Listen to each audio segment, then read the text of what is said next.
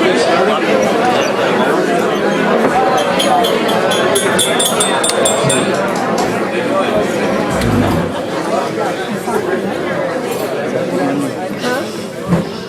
welcome everybody. As you all know by now, we're here to honor Father Gordon on the anniversary of his 40th year of ordination. And at the same time, maybe we can have a little fun too. I'm reminded, this is pretty intimidating out here. You got all of you, some of you I know, you got 33. Which button, is there any canon law expert there? I'm wondering, if you have like 32 priests at one mass, does that mean that you can skip the next 32 Sundays? I don't know. No collection. Oh, yeah. Send the envelope. Okay. But it's intimidating. Public speaking is tough for some people to do.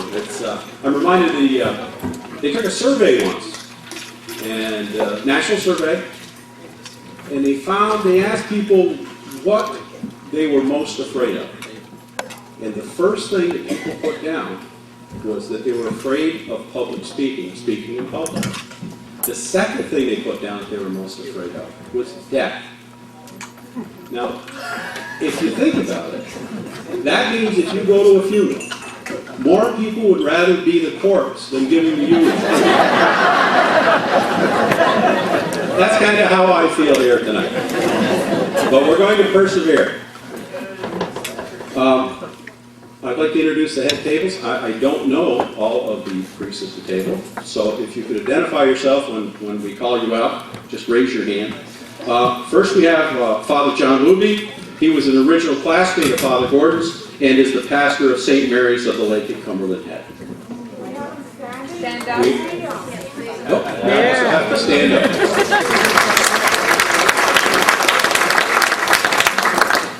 Next we have Father Roger McGinnis, pastor of St. John's in Plattsburgh.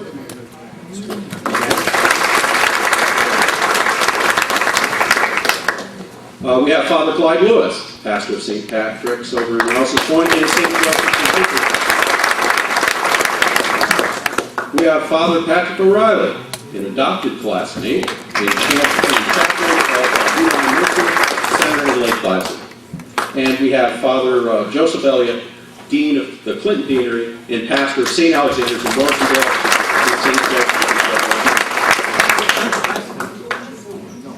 We also have with us Father John Stasiowski, all the way from Lakeview, Texas. Father Stasiowski is pastor of St. Philip's in Lakeview, Texas.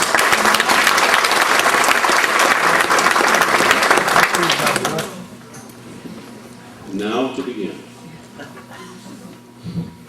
As many of you know, Father Gordon knows and has met some famous people.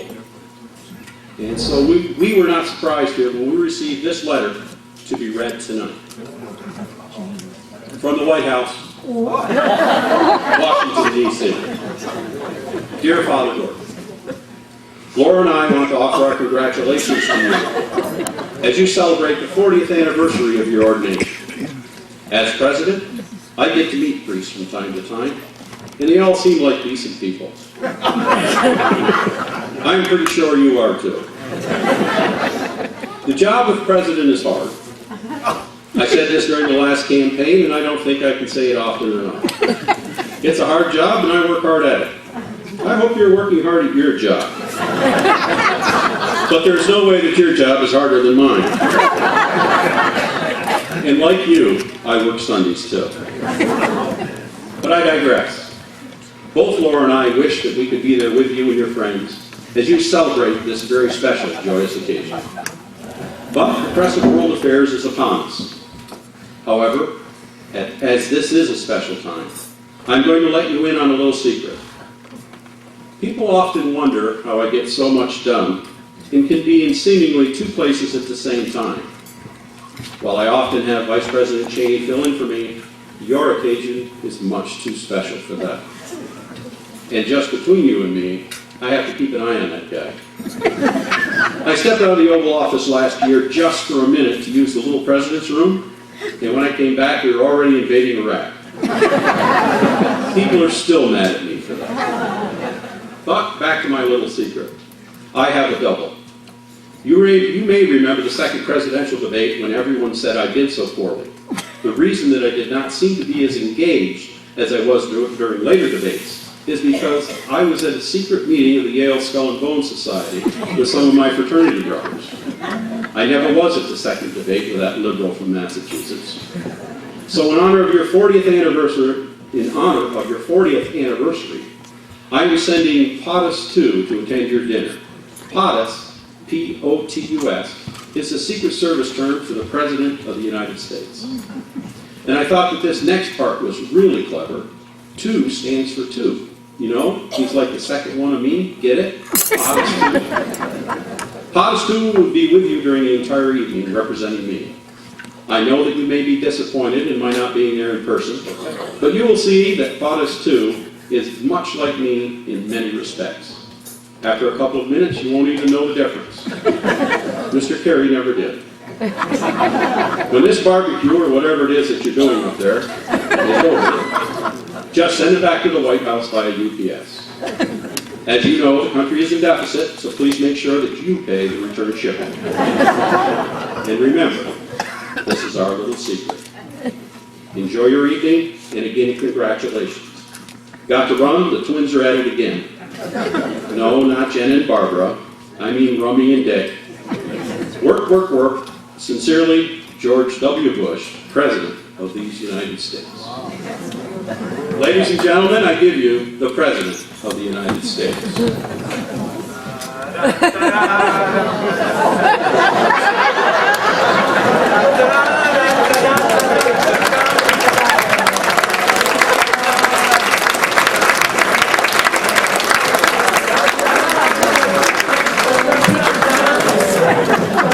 Secret Service and all.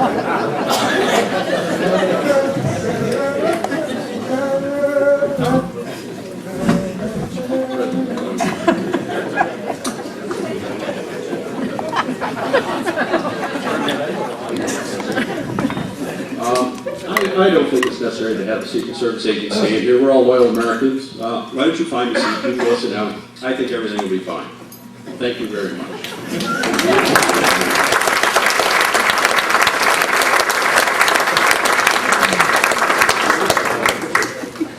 If I may, we'll get started with dinner now.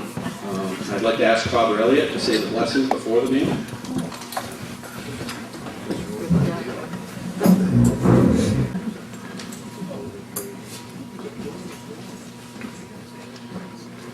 In the name of the Father, and of the Son, and of the Holy Spirit. Amen. Almighty and ever-living God, we do well always and everywhere to give you thanks. Jesus has given the dignity of a royal priesthood to the people he made his own. He chooses men to share his sacred ministry, to renew in his name the sacrifice of our redemption, to lead your holy people in love. We thank you for choosing L. William Gordon to be your priest. We thank you for his faithful ministry to your people. We thank you for this opportunity to celebrate his 40th anniversary of ordination. Almighty God, continue to bless Bill and his classmates that they might bless us. Bless our time together this evening and the food we are about to receive from your bounty through Christ our Lord. Amen.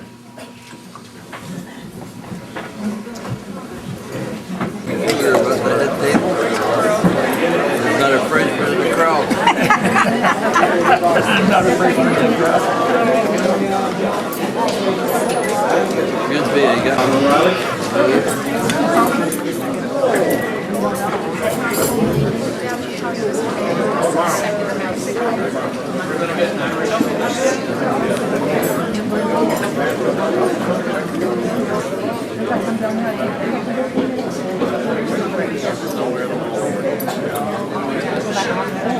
I've been belong to a very wonderful class. Like St. Paul, I was born out due time, but I'm very proud, and it's a lovely welcome my classmates have given me. And like Jesus said, was no one found to return and give thanks except this foreigner. But I belong to an extraordinary class, and I have more in common with them than you'd ever imagine. Because in the front seat, I was actually stationed with each of them. With, first of all, John Chazy, and that's a whole story in itself, but I've only got a half a minute. And then also with Clive Lewis and Roger McGinnis. And I was with them, and I'm looking forward to coming to Chazy to be stationed along with Bill, because I've been absolutely enraptured by the beautiful aroma. It makes me feel so much at home coming from farm country. And this would console me for not going to Edinburgh.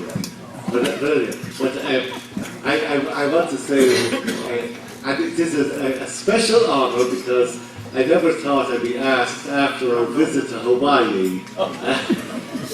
But at once honest, I want to wish Bill, thank Bill and wish him many more years.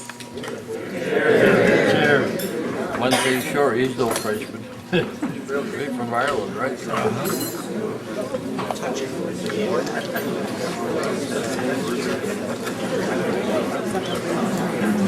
That's what I was saying. Don't take a picture of that. It looks like there. No, but just pretend.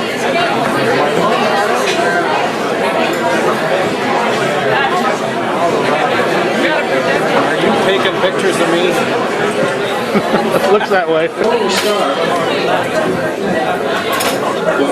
with the rest of the next program, we have to clear up some administrative chores here.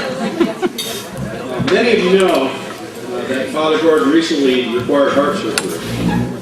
I'm pleased to report that he's doing, in his own words, fabulous. And is well on his way to recover.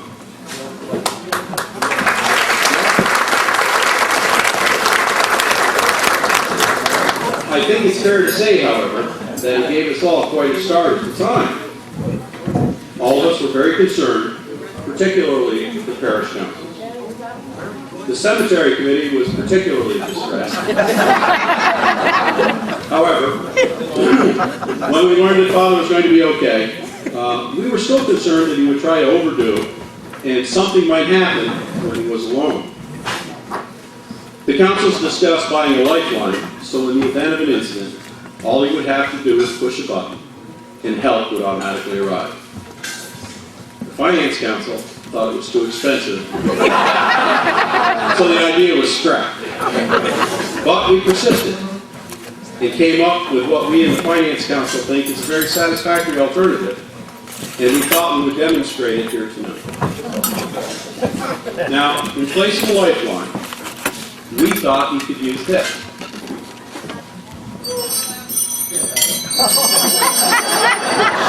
Now, you can't just use a regular bell for a priest. You've got to use one of these. Having a bell, however, is not just the answer. You need somebody to respond. Somebody well-trained, somebody ready to respond in an instant. Father? You gotta learn how to use it. Well, if you would ring that, please. You're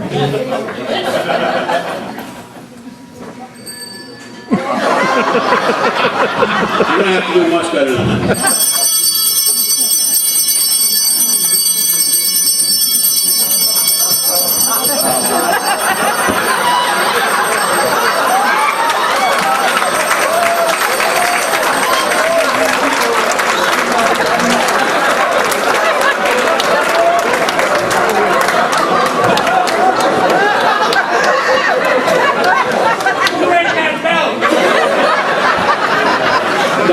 Down your track, EMP.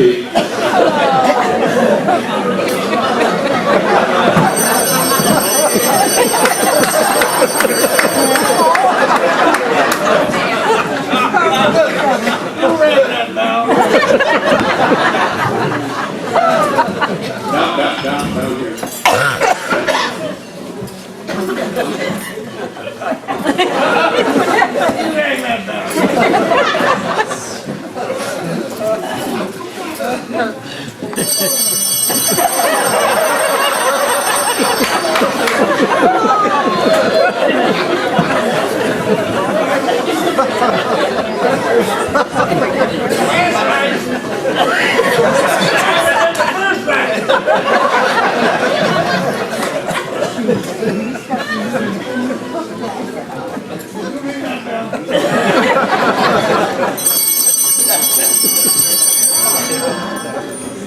Thank God you're here.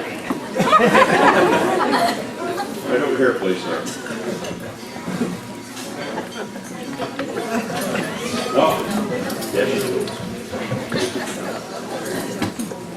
So, we've got a bell. We've got a cracked, well-trained EMT.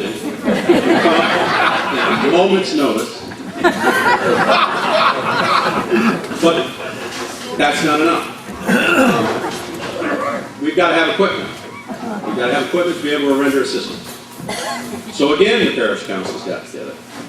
And we thought of buying a couple of defibrillators and having them put around the church and the rectory. But the parish council thought those were way too expensive. And again, after much thought, we came up with what we think is a very satisfactory alternative, which our cracked EMT will demonstrate here now.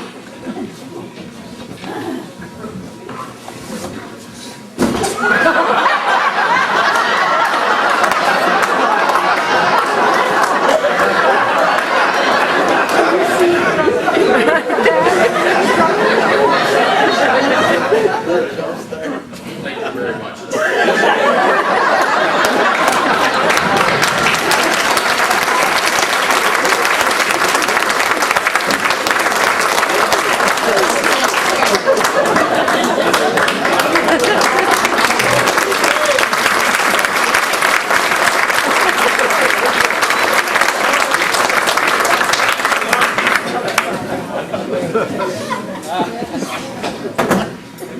Thank you, Father. I like your knife turned around.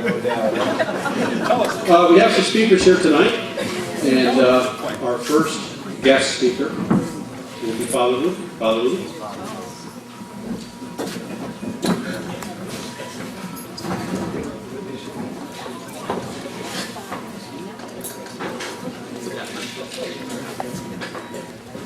I had two papers. Well, that was in Turkey.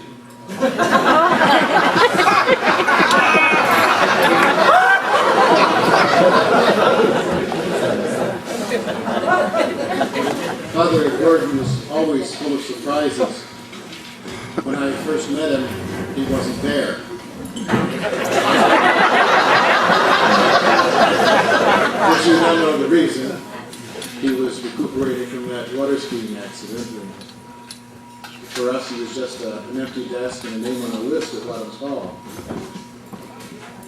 You see, he was sick even back then.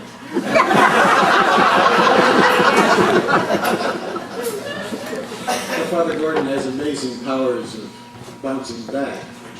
Only a few weeks ago, he was not all that sure he could handle a celebration this soon after his operation. Right, Noreen? Yes. You didn't think you were doing everything, that's all right.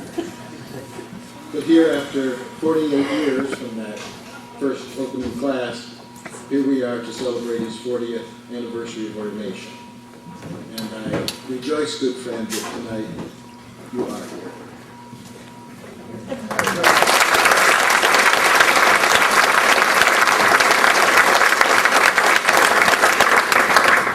Next, we'll have Father McGinnis. Father McGinnis.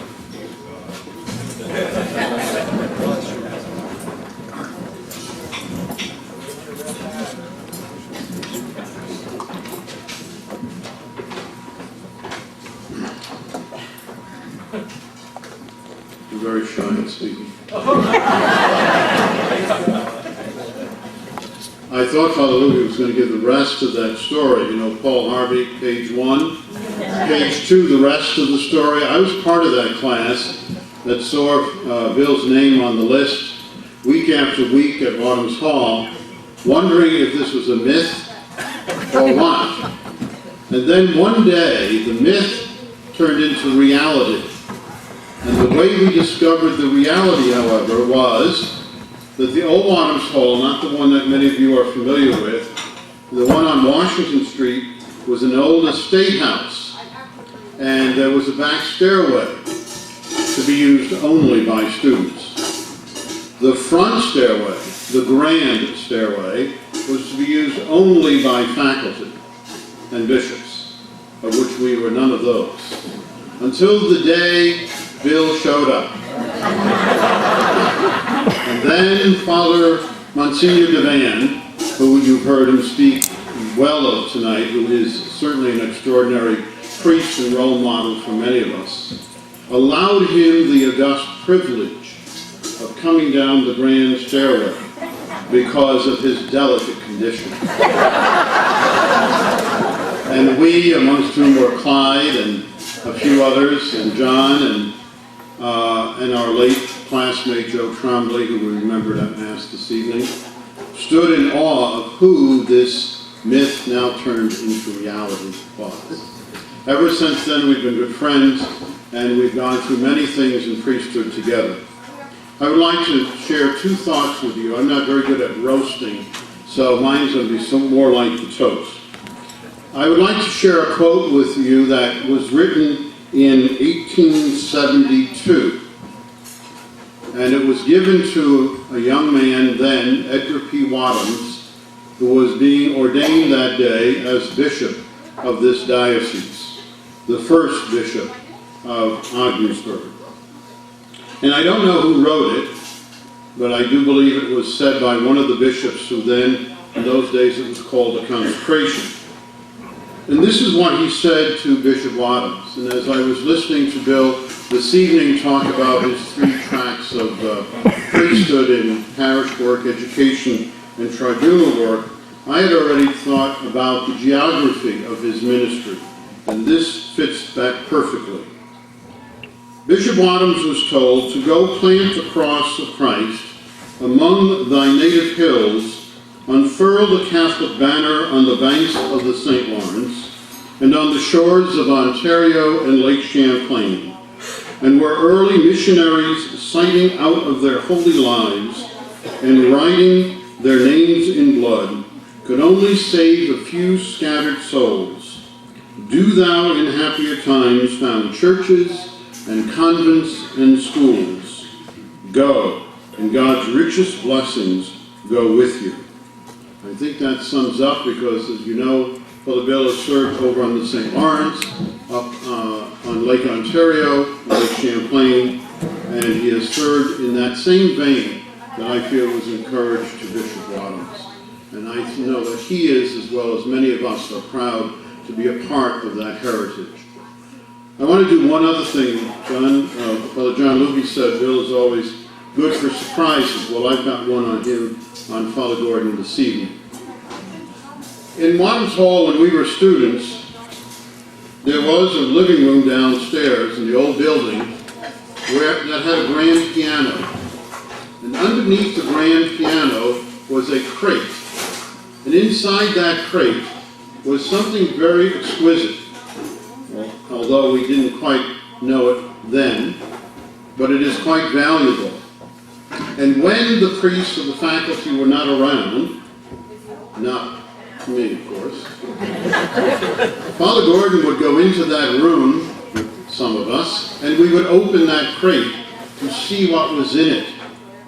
And in it was several silver plates.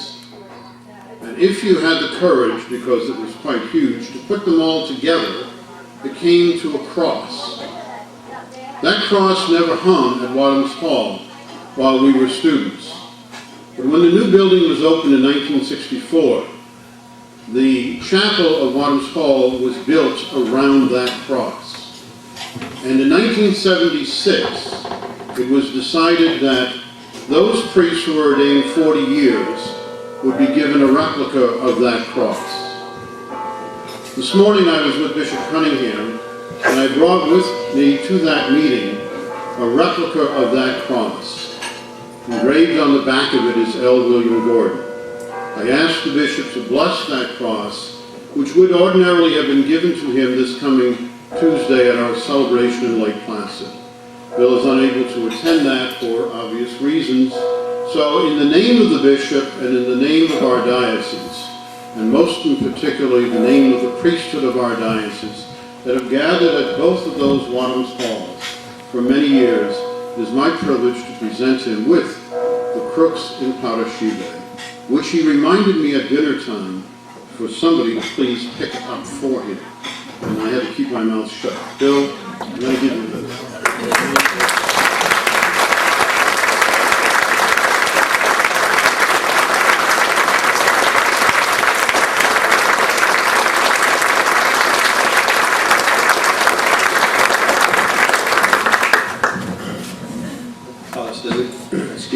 Father Stazowski will be our next speaker.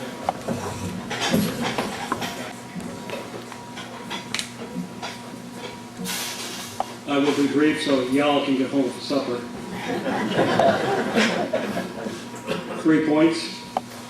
First, when I was ordained, the bishop put my chasuble on backwards, so no one's known in what direction I've been going.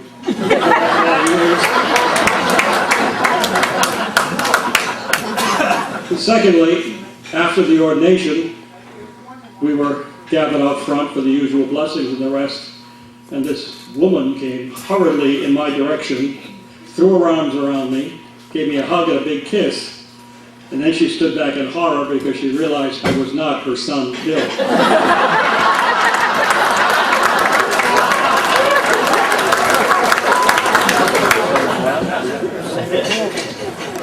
And thirdly, it is not without significance that Bill's had some problems with his heart. Because in the 40 years that I've known him as a priest, in the 40 years he served as a priest, he has been giving away his heart before and above everything else. And it's not without significance that that's the organ in his body that needed God's hand at recreation and repair. So for another 30 years, he can continue doing the same thing. Personally, I thank you for your example through the years, in the good times and the hard times, in the ordinary, almost routine times. Thanks. Have more to come.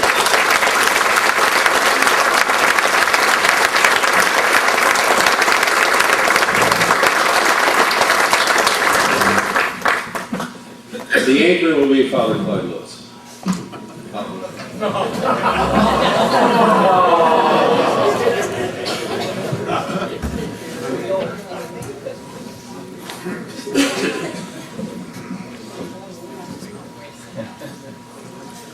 don't know why they said anchor. Maybe the size. Well, I'm sure I was placed here because Bill and I go back, way back, to I don't know when, kindergarten, when Mrs. Gordon used to put on those birthday parties for us. And we, of course, went to St. John's together and all the way through, and served on the altar together. And we always talked about Billy Gordon, how good he was.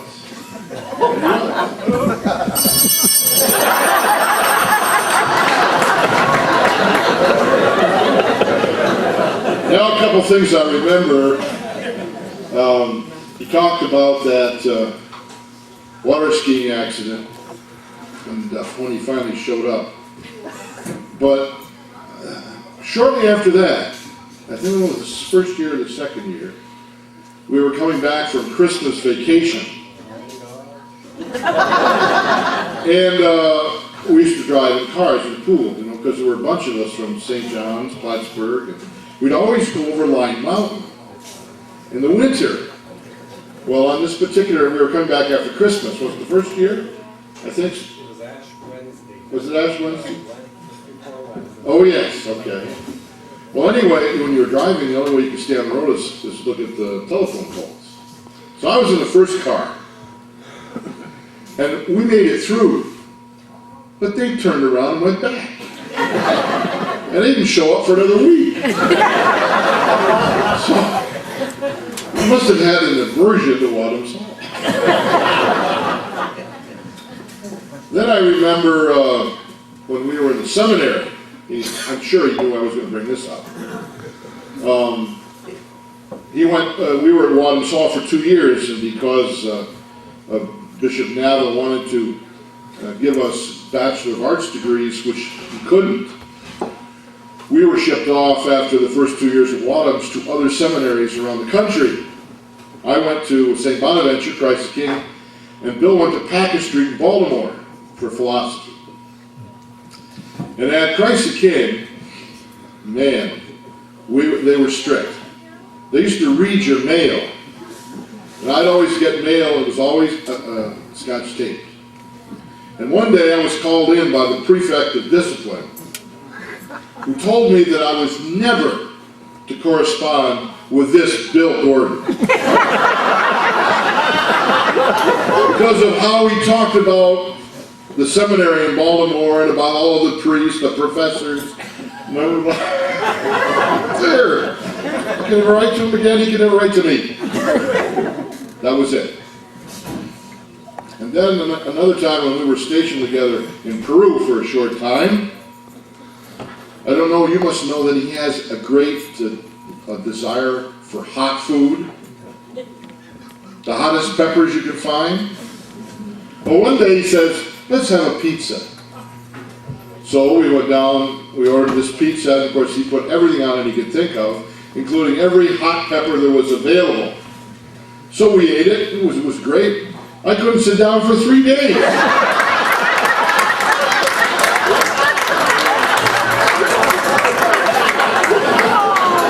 shared a lot of good times over the years. A lot of great times, and we've had a great class. And Bill, congratulations, and may you have many more, and may we grow together. God bless you.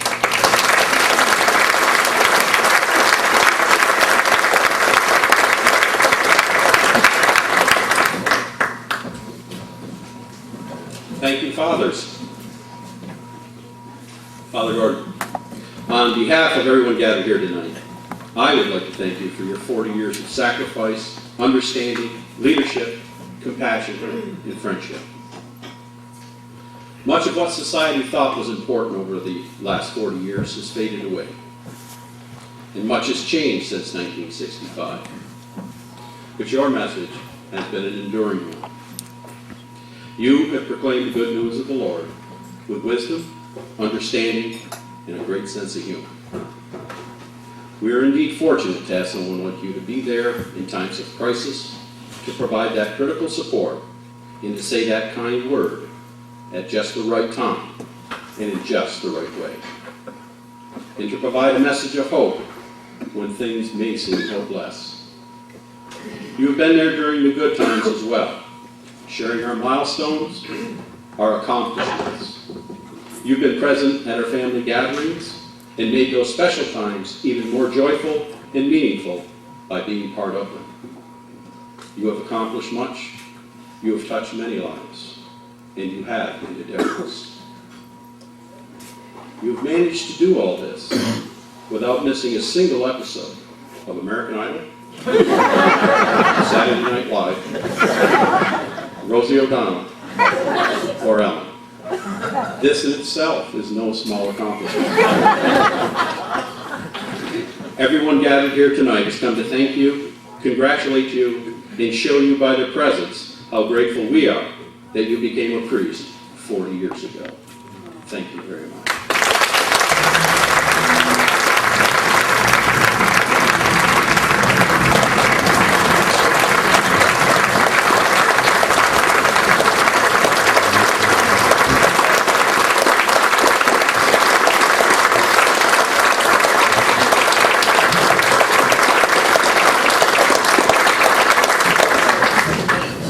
I'll now turn this podium over to you, where you can set the record straight. As getting an equal fielder as a need.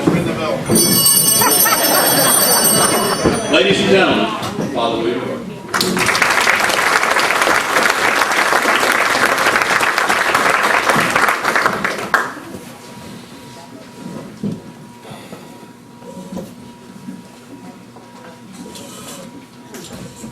You really don't know how happy I am to stand next to George W. Bush.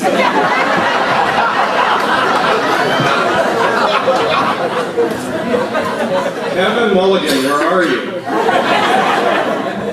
I am surprised at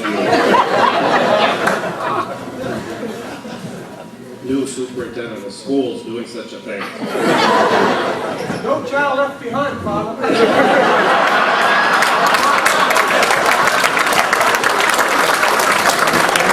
No child left behind.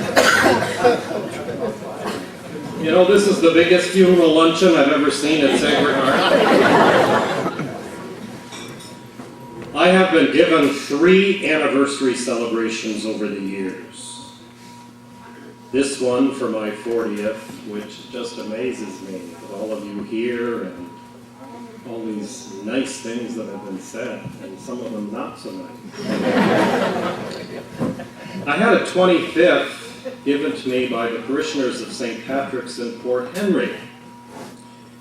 We held it on September the 12th, 1990. Now the evening before that, September the 11th, none of us like to even think about that date, but it was September the 11th, 1990, my doorbell rang. And there was a man standing at the door, and he slashed his wrists right in front of me. And I said to myself, what am I going to do now? Well, anyway, he had these razor blades, and I told him to put them in the mailbox, and I'd go out and help them if they were in the mailbox, and he was on the lawn laying down. But there was blood all over the sidewalk. It was unreal. Now, the next evening was my anniversary celebration for the 25th. And many of the priests came, as you are here tonight, and some of you were there that night. Tim Susi, are you here somewhere? I am.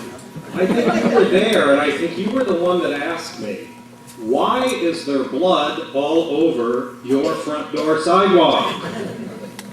And I remember responding, this is a tough parish.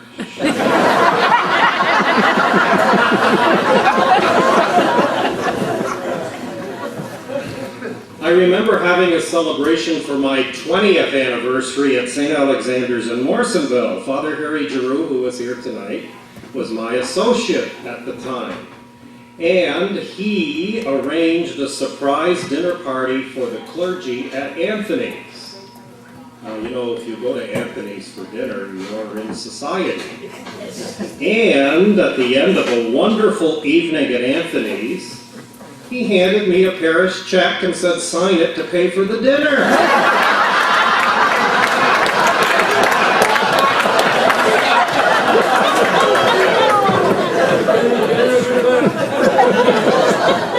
And so I'm looking around for the check to sign tonight.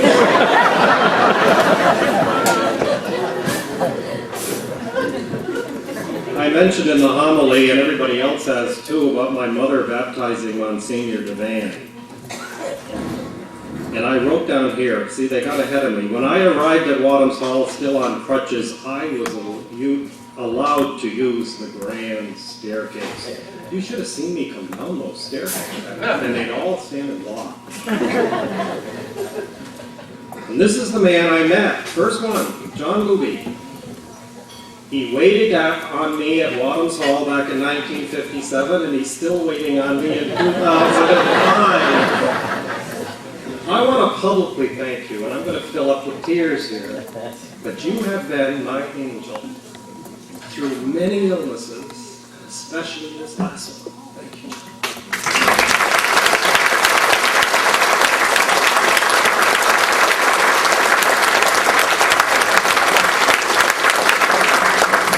Just give me a moment, I'm verklempt.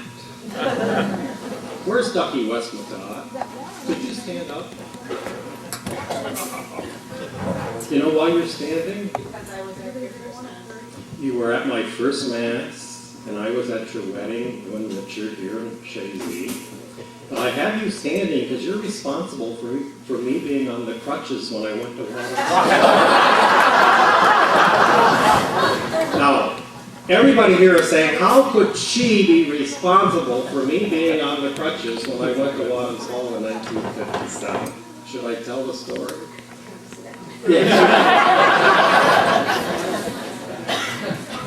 The West family and the Gordon family had cottages right next to one another at Point of Rush many years ago.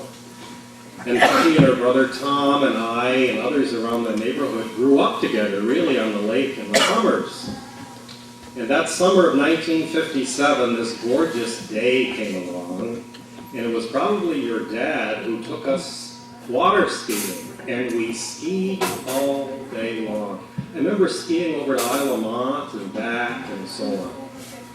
Well, the next morning, my mother, who baptized Monsignor Devan, she said to me, "You gotta go home and cut the lawn." Yes, Mother. So I'm cutting the lawn, and as I did, I slipped on something, and oops, the lady. She was responsible.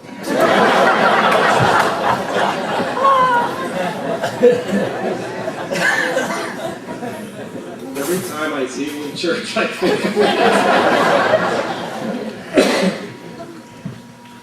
it. All my classmates here at the head table are celebrating 40 years, and so I want to congratulate all of you. John was an original classmate. He's going to have his 40th next year. So we're going to be around for that one. You know, they say, or they told us a long time ago, you should never be assigned with your own classmates, be assigned to the same parish, because the marriage would never work. We know one another too well. Well, Roger McGinnis and I spent a couple of years together. It worked. Clyde and I spent some time together. That worked. Patrick O'Reilly, Clyde and I went to Hawaii. Didn't work.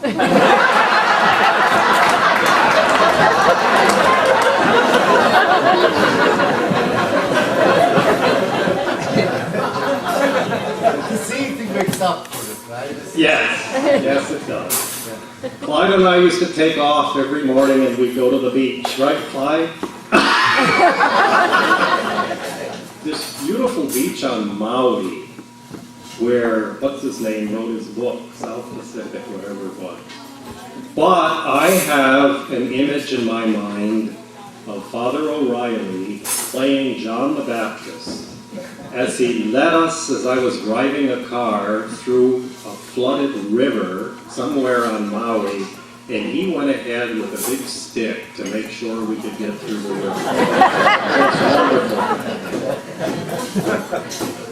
How about the beach? What would you like me to tell him about the beach?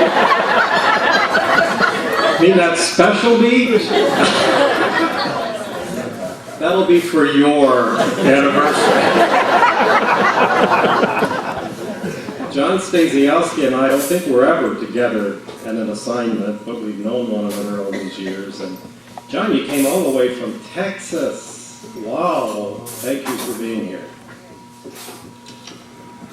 Is Father Gilbert Menard here? He had to leave. His father, Monsignor Aubin, here. He leave too? Yeah. Tobin took him. Okay. Twins. I was going to introduce them because both of them are celebrating their 50th anniversaries this year. So if you see them somewhere, tell them that we congratulated them for their 50th. Can I have all the priests stand up?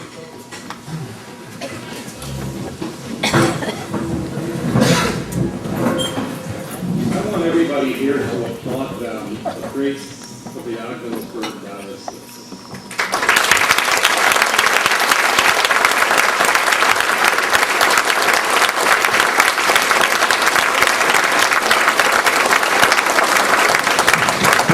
Thank you for being here with me this evening. It really honors me. I mentioned one of my associates, Father Harry Giroux, who gave me the check to sign. Another associate of mine is Father Patrick Radigan. I'm glad you're here, Pat. Pat's been in the, stand up so they'll know who you are. Pat's been in the military as a chaplain for a long time, and he just told us he's back and will be assigned here in the diocese soon. Welcome home, Patrick.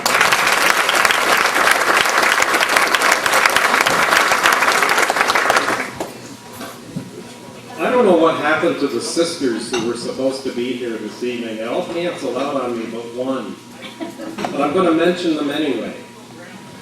I was brought up by the Sisters of Mercy at St. John's in Plattsburgh, and they were a big influence in my life. And I invited Sister Carolyn Madden here this evening. She's a friend of mine, and she called today and could not be here. But I do want to mention the Sisters of Mercy. I never knew the Sisters of St. Joseph until I was ordained and assigned to Immaculate Heart Central High School in Watertown and then other parishes where the Sisters of St. Joseph were. Sister Annunziata Collins, the Superior General of the Sisters of St. Joseph, and I were together in Osable Fork. Sister Annunziata was principal of the school then. And Sister Jennifer Votra, the Diocesan Director of Planning, is a native of Osable Forks. Both of them were to be here tonight, but because one of the sisters died at the Mother House, they could not be here. And then, the Daughters of Charity of the Sacred Heart of Jesus. Sister Jeanette, who did the readings tonight, stand up, dear sister.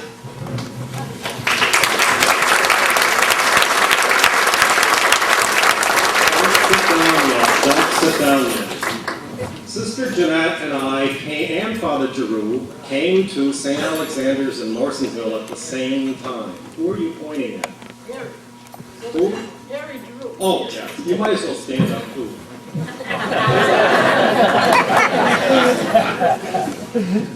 When there is that kind of a change in a parish, the pastor, the assistant, and the school principal all at once, it's really difficult, not only for the new ones coming in, but for the parish. It's a wonder we survived the first year, but we did. And it's a wonderful parish, and Sister Jeanette has been a dear friend of mine ever since. And then I was associated with the Daughters of Charity at St. Mary's in Champlain. Calvin Castine stopped me on the street during the ice storm. Do you remember this one? And you had your video going, and you know, you can't breathe wrong. I was going to say something else, but I didn't there. You can't breathe wrong in this part of the world without Calvin being there to tape it and play it on TV for the whole world to see. And he said to me, "Is it true, Father, you've moved in with the nuns?"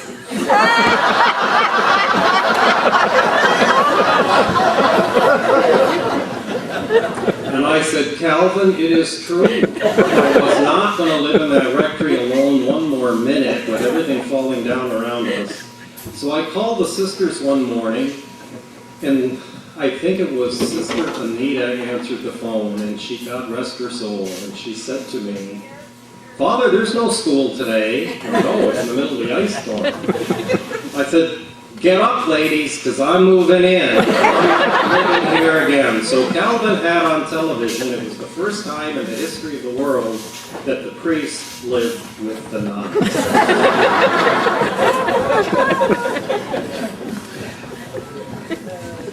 There are good friends here from several parishes in which I have served. Holy Name Parish in Osable Forks. There are a few of you here. Wherever you are, would you stand, please? Yes, my secretary, Agnes Lombard, her husband, John. I hired Agnes as secretary in 1977, and she's still there.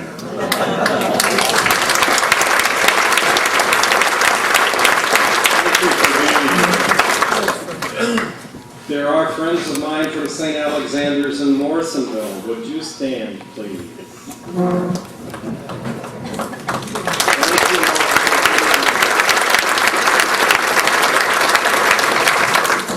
And one one wasn't able to stand, my dear friend Janine Nichols, who's had the healing ministry for so many years here. Thank you, Janine, for being here.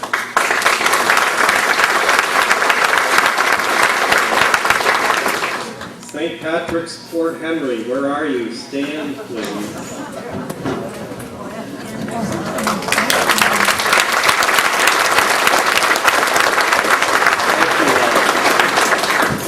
St. Mary's in Champlain.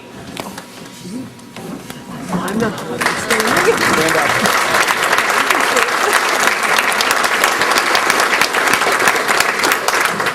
I was only there 1 year, but you are wonderful people. And now, I've been in a parish called Sacred Heart in Chazy for a while. Would the parishioners of Sacred Heart stand?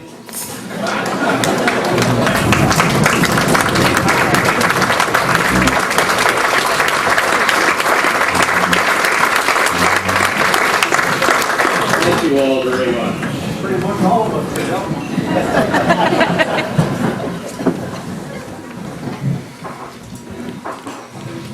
I mentioned Christopher Cross during the homily. I can see him right in front of me there.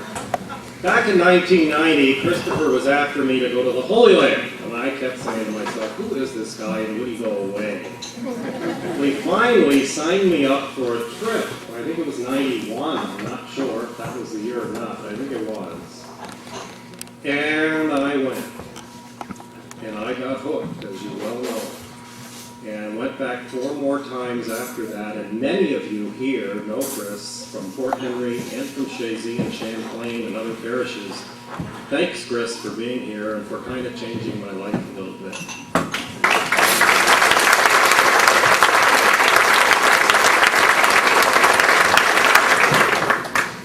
I have very little family, but my cousin Carl Costin is here with his wife, Bev. Where are you? There you are.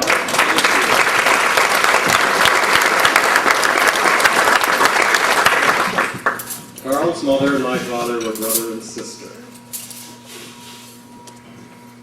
While I was in intensive care, the Oscars were on television.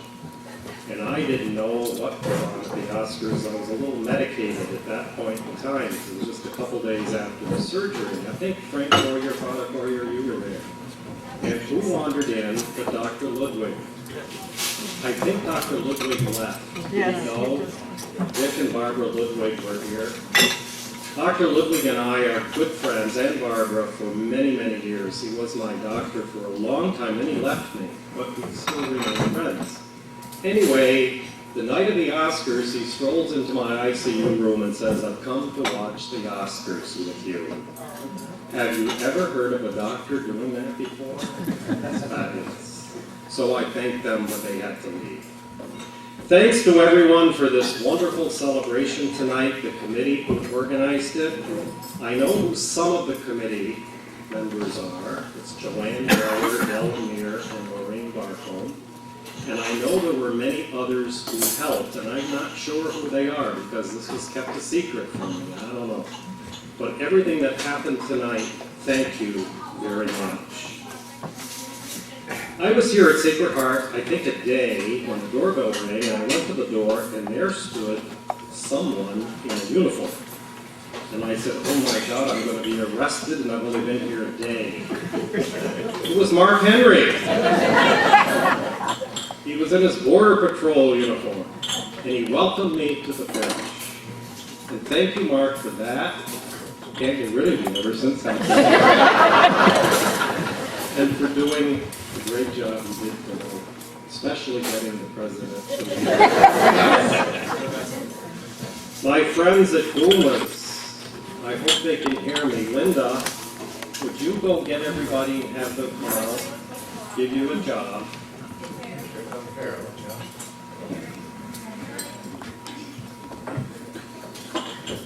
Come on, don't take too long. Oh, they're shy, I know. What's that? Come on out, everybody.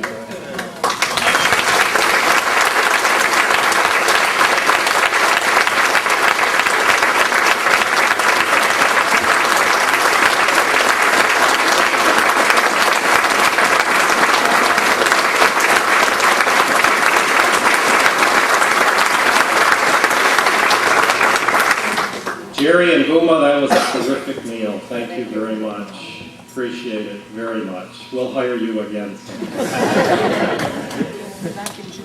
Thanks to Calvin Castine for recording every moment of this. I'll be able to watch it. You know, whoa, why did I say that?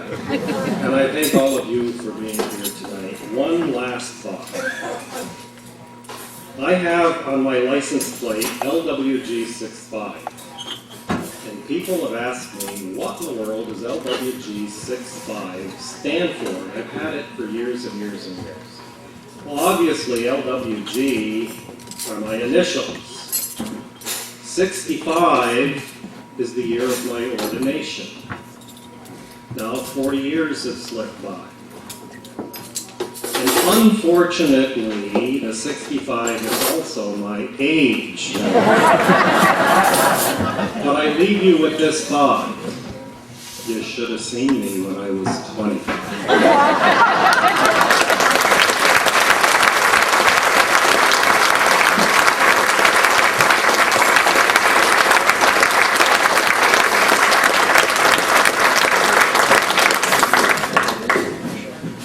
Thank you all very much for coming. That concludes tonight's ceremony. Have a good time going home. Thank you very much.